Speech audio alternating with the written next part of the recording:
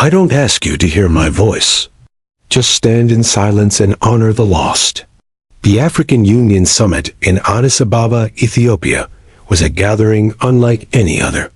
For years, these summits followed a familiar rhythm: loud applause, lengthy speeches, and promises of progress that often faded away. But this time, something shifted. The grand hall, crafted from gleaming glass and steel, shimmered under the midday sun. Leaders from 24 African nations sat in rows, their flags gold, green, and vibrant hues waving proudly above. Diplomats adjusted their earpieces. Aides carried stacks of papers, and cameras from across the globe focused on the stage. Everyone anticipated the usual start: a booming announcement, a ceremonial welcome, or a polished address. Instead, the summit opened with silence. At the center of the stage stood Captain IbrahimTraore, president of Burkina Faso's transitional government. He wore a simple gray tunic, unadorned and humble, signaling his presence was for purpose, not display.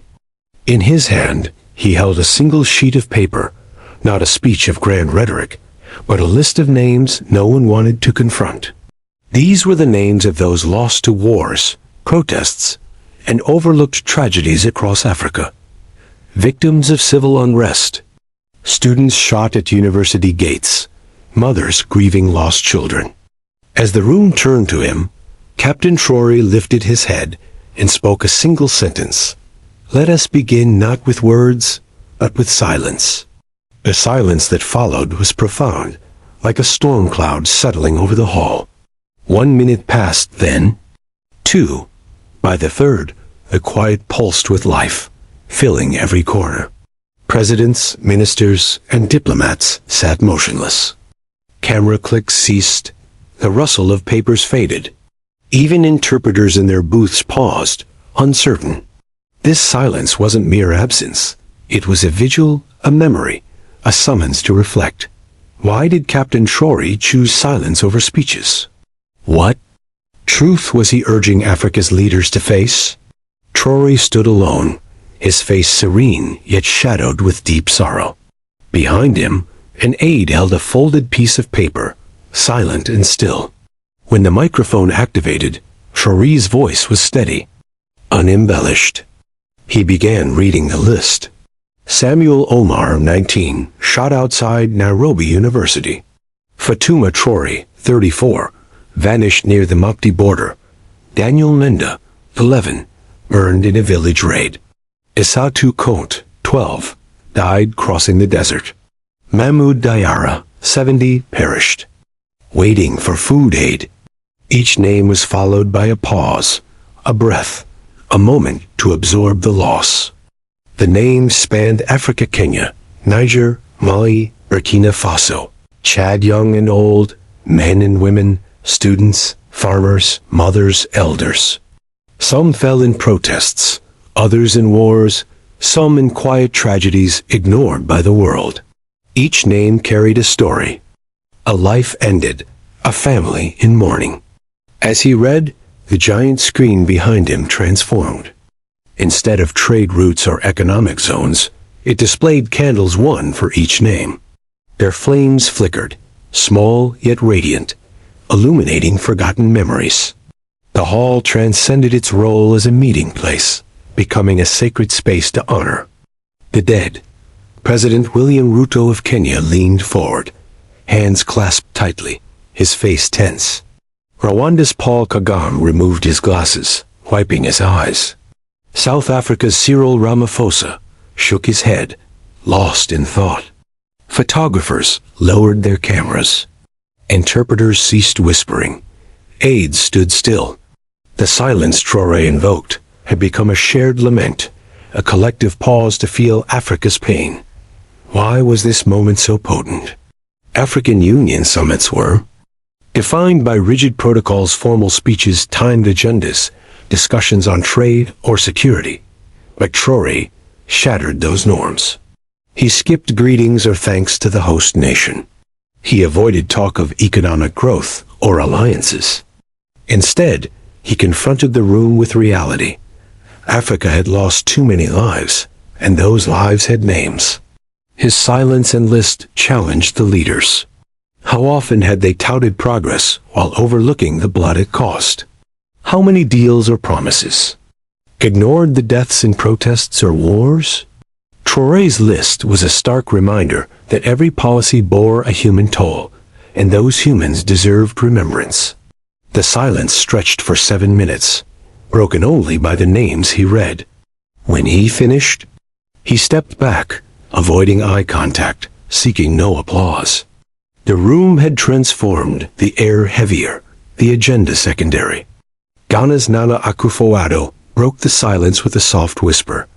He reminded us why we are here. The moderator attempted to resume the schedule, but the summit's focus had shifted to remembrance. Among the names, Samuel Yumur, a 19-year-old Nairobi University student, stood out. His story emerged not from reports, but a shaky video filmed by a peer. It captured a protest at the university gate's soft morning light, pierced by tear gas clouds. Riot police, clad in dark helmets with shields and batons, faced the chaos. Samuel, in a red jumper and worn sneakers, ran for safety, his backpack tight as if heading to class. He glanced back once, fear, confusion, and a flicker of hope in his eyes. Then a shot rang out. Another followed, and he stumbled. The crowd screamed as the video cut. It spread across Kenya like wildfire, shared 2 million times in 24 hours. With hashtags and grief-filled comments, Samuel Yumur became unforgettable. At the summit, Traoré slowed as he read, Samuel Yumur, 19, student, Nairobi University. Shot while unarmed. The Kenyan delegation sat tensely, President Ruto leaning back, jaw tight, eyes fixed upward. Traoré made no accusations, letting the name linger, a truth too heavy to dismiss. Then, unexpectedly, he reached into his jacket, pulling out a creased, handwritten note. Unfolding it gently, his voice softened. My name is Miriam Wanjiku, he began. I am the mother of Samuel Yumur. I am uneducated, but I write this so you know my son loved books. He wanted to teach. He never broke a law. I gave birth to him in the rainy season. He died on dry ground. If this reaches someone powerful, please don't let his name vanish like dust. The room froze. Miriam Wanjiku's words, though absent, filled the space. Her plea wasn't a demand, it was a mother's cry. Traoré placed the letter beside the microphone. On the screen, a single candle glowed brighter for Samuel. That moment redefined the summit. It shifted from policy to a mother's loss, a life cut short, a pain long ignored. The candle burned for Samuel, and all on Traoré's list. What set Traoré's voice apart? He didn't raise it or dramatize. He spoke calmly, steadily, bearing a heavy load with care. A journalist later wrote, his eyes held the weight of a continent. Traoré wasn't just a president, he was a son, understanding a mother's hope. His quiet strength captivated the room. Leaders felt it too. Cyril Ramaphosa wiped his glasses repeatedly. Rwanda's foreign minister gripped his hands tightly. Egypt's envoy stared at the floor. Samuel's name and Miriam's letter did what data couldn't. They humanized policies, turning abstracts into personal tallies. Traoré needed no charts, only a name and a letter sufficed. As he stepped down, attention shifted. In the front row, where Kenya's cultural envoy should have sat, an empty chair bore a white cloth and a placard, Samuel Yumur. Unannounced, unexplained, it became a memorial. Traoré nodded toward it, saying softly, symbols speak where politics fall silent. The chair posed a question to every leader. What are you doing to protect lives like Samuel's? The silence that followed brimmed with meaning and responsibility. The hall dimmed, and the screen displayed a satellite view of Africa, vast and beautiful. Red dots appeared, marking sites of death, Wars, protests, forgotten massacres. They began in Mogadishu, Somalia, spreading to Maradi, Niger, Ouagadougou, Burkina Faso, Eldoret, Kenya. Dozens, then hundreds lit up, a constellation of grief. This is not a threat map, Traoré said firmly. This is a map of silence. His words rippled through the room. Why had no summit shown this before? Why had leaders avoided marking these losses? And why did red dots cluster where resources like gold, oil, and cobalt lay? The screen faded, but the questions lingered. Soon, new images emerged, hopeful signs. A white flag over a Timbuktu, Mali school, candles under a Yaoundé, Cameroon statue, a child's drawing on a bullet-riddled Congolese wall. Taken in the last 6 months, these went unreported.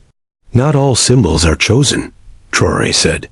Some are born because words failed us first. Around the hall, his team placed objects. A black cloth for mourning, a Swahili banner reading Beja, those who walk in silence. A glass box with a child's worn shoe.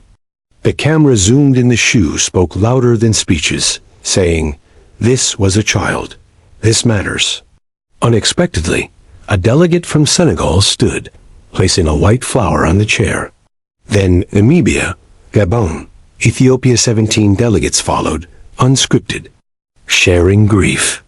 That night, 300 Nairobi students gathered at Samuel's death site with candles and Miriam's letter, standing silently. Across Africa, the summit's map of red dots spread 2.8 million times online. A Kampala teacher posted, "We taught maps for borders. Traoré gave us maps for grief."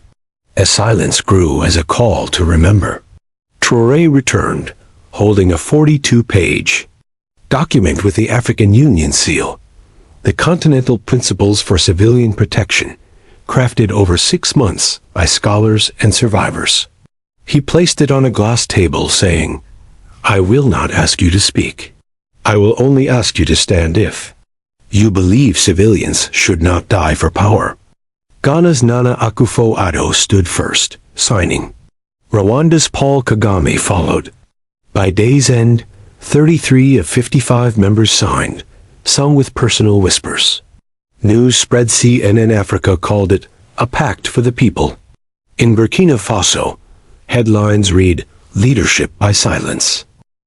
2 weeks later, the Samuel Humer Memorial School opened in eastern Ouagadougou, Burkina Faso, a modest, red brick building between mango trees. Children in mismatched uniforms clutched notebooks as Captain Traoré stood among them, not on a stage.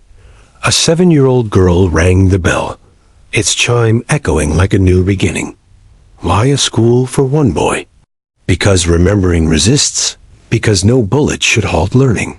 At the UN General Assembly, 21 African nations stood silent for 2 minutes, led by Ghana, Kenya, Nigeria, and South Africa.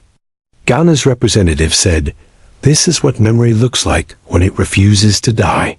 Viewed by 60 million in 4 days, it inspired silence in Uganda, murals in Senegal, and tributes in South Africa. Traoré, founded the school, didn't answer a reporter's question. His silence spoke. The summit's legacy names, his school, a movement grew from silence to action. What name do you carry? Share a story, light a candle, say a name. Let the silence become a chorus. Rise, Africa.